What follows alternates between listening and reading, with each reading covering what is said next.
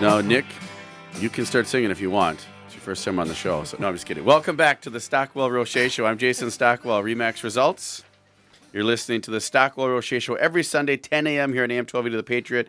And we have a great show. We're talking about new construction and a bunch of other things. And I told you Josh isn't here, so that gives me kind of free reign. Oh, boy. So I will be doing some opinionated rants. So if you want to hear some of that, or not rants, I shouldn't say opinionated Thoughts. Yes. Comments, thoughts. questions, concerns. Yes. Yeah. Very positive. Thank you, Stephanie. Stephanie Havel, Wells Fargo is here to keep me in line. So thank you. I'll try. Stephanie. Yes. Glad to be here. Thank you. So before we get into the building and new construction, I want to give you guys a tip. Something that will help you. So if you are thinking of selling, you know someone who's selling, and we talked about this in the last segment, the Tony Robbins deal, that knowing isn't enough. If you know something, it's great, but you have to do something with that knowledge. Mm-hmm. So we're going to give you the knowledge, and then hopefully you will do something with it. And this says you can boost your home's value in 3 days for under $300 on these little things. And then it also talks about staging. So if you stage your home, buyers will pay between 1% and 5% more for your home. That's what it shows statistically. That's between, if it's a $200,000 home, that's between $2,000 more and $10,000 more. So if you're listening to Dave Ramsey and you're going to Financial Peace University like myself. And me. And Stephanie. Yes. Different churches, but we're both going. You look at that and say, if you can stage for under $2,000 and you have a $200,000 home, it makes financial sense to stage your home. So you should be doing the staging.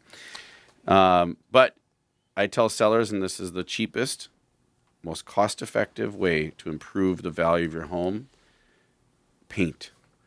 Paint can do miraculous things, right? Contractors and builders, Nick, what paint is a miracle, right? Isn't it? It's it's like a miracle product.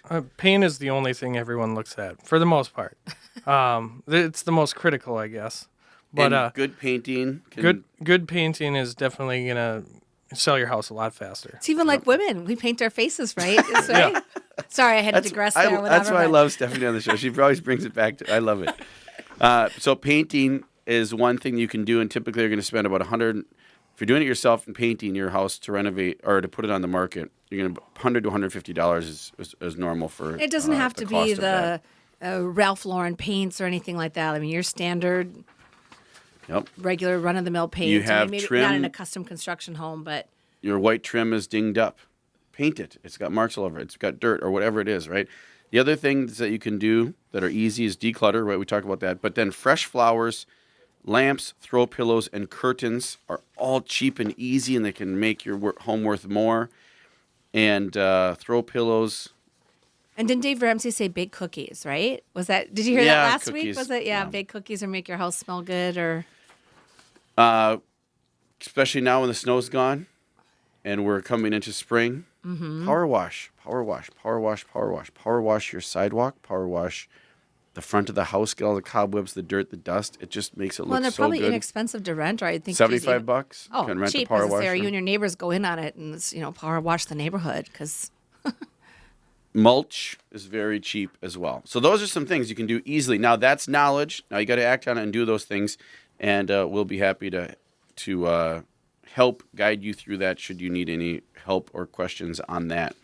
So to new construction, we're wanting to give you some things that will help you should you be looking to buy new construction or you know someone is looking to buy new construction. And we have Nick on who's going to give us some of the tricks of the trade, if you will, or some information or insight into the building process.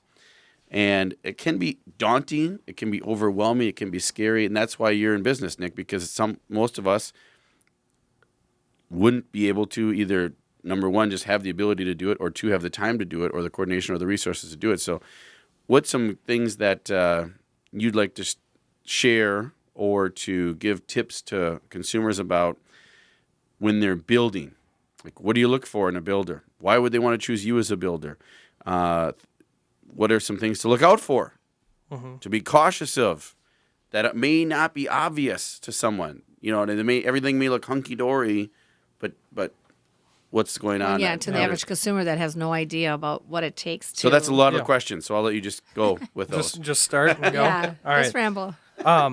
So I think most importantly, I think you should find the price range you want to buy in, what you're qualified for, and then start looking, in neighborhoods or talking with builders that can meet that price point because, you can walk into a, $750,000 house and your budget is $400,000. It's just not going to work. You can try and strip it down and take some options out, but there's only so many things, and land cost is very expensive now, so that's a big driving factor. But the devil is definitely in its details. What's included in the home, what's going to be upgrades, all those kind of things. Me as a builder, I had a lot of national building experience. Yep. And a lot of the national builders, they'll kind of give you a base package to kind of get you in the door a little bit. Which isn't wrong. I mean, a lot of people don't need to upgrade from there, but, there's going to be some things that maybe you thought were standard that are going to be upgrades, and you're going to have to add $20,000, in upgrades just to live in it. Sometimes the fridge isn't included or hardwood floors, yeah. where I try to, include a lot of those luxury, some of them necessities, and then some of them maybe a little more luxury items like, hardwood floors and garage door openers, stuff like that. So really, talking with your builder, reading through the included features list. I do them for every development that I work in. Well, so I have a question then as you're sharing that, Nick, and it's Nick Spalding with Craft Homes. You can go to crafthomesmn.com and craft, C-R-A-F-T, homesmn.com. And I've seen Nick's work. It's great work. But I have a question for you. What's the difference then, or what's the benefit, or what would be a big difference between a national builder, let's say, and a local builder like yourself? I mean, the things that I look at and I see is like, okay, national builders aren't going to typically take a single site in St. Louis Park, let's say, and tear down a house and build one because they want volume, right? Typically. Correct. Yeah. What else? I mean, what are some other things? Well, actually, it's not true. There is a national now doing it in Edina as well. I've talked. Is the national, is that the one, Horton? Are they going in Edina? But they're Yes. going under a disguised name, is what I heard. A different name, yeah. Oh, interesting. A lot of the similar I should products. say disguised. Nothing against Horton. If you own a Horton home or you work for D.R. Horton, we love you. But a lot of people, when they go in and build single site lots in Edina, they don't want to see the name D.R. Horton on it. So D.R. Horton is very smart. They're business minded. They put a subsidiary or a doing business as DBA company, I believe, right? Yes, Something along correct. those lines. Is it just so that because they want more originality? They don't Yeah, it want seems to more- have it's- every house on the block. look Not the same. originality, but it's a marketing thing from the builder, so that they can have a name that sounds more local. It sounds like a Craft okay. Homes, for example. Like Sure.